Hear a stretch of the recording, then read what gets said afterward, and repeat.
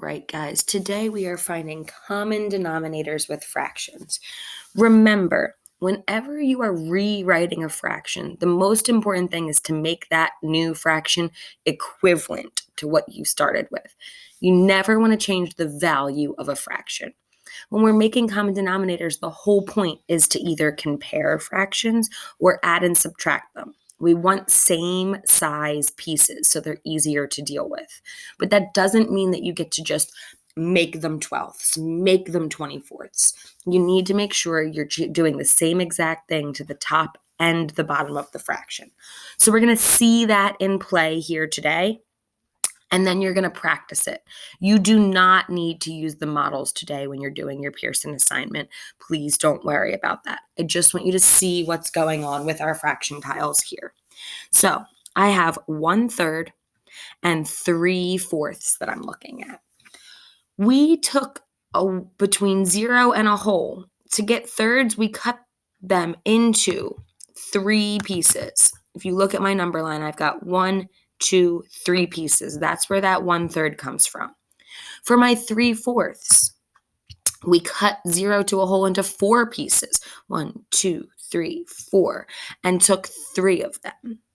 What I want you to see is that we can recut these pieces and make them different sizes so we can use them. So if I took my 1/3, I want it to have the same size pieces as my 4th. I can't just turn them into 4ths. It doesn't work like that. But what I can do is I can take each of these pieces down here and cut them into 4s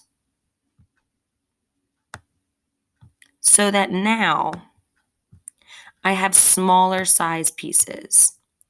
If I cut each third into 4 pieces, that's 4 every, I'm really multiplying. What I did is I took my thirds, I multiplied by 4. I took my 1/3 and I multiplied the thirds by 4. I now have 12ths.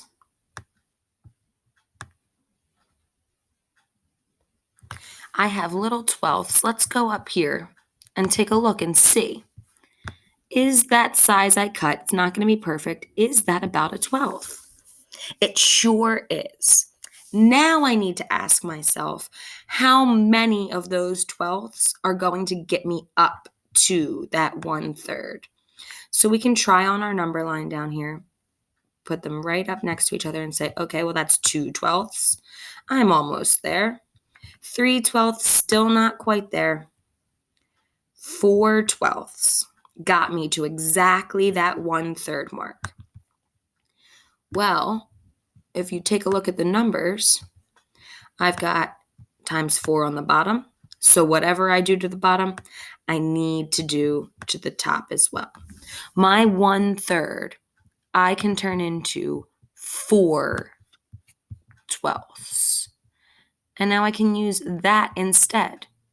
So I'm going to have the same exact concept with my 3/4.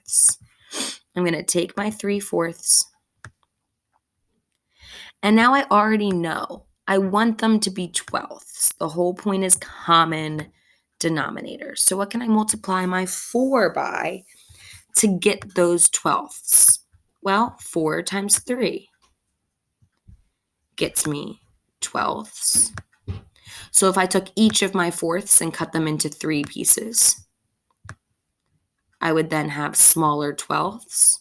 But if I already had 3/4, that means I have more 12ths. I have 3 times as many. So my 3/4 would get me 9 12ths. Let's just go over here and double check with our fractions that that makes sense. This absolutely does equal that.